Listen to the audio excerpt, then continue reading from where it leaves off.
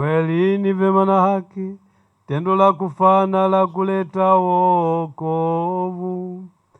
Tukushukuru wewe daima na popote. E Bwana Baba uliye mtakatifu, Mungu mwenyezi wa milele, kwa njia ya Kristo Bwana wetu.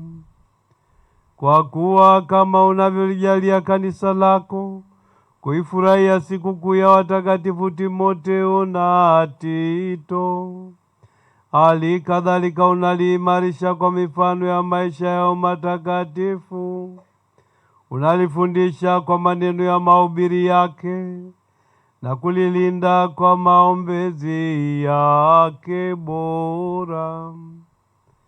Kwa hiyo sisi pamoja na umati wa malaika na watakatifu tunakuimbia utenzi wa sifa, tukisema bila mwisho: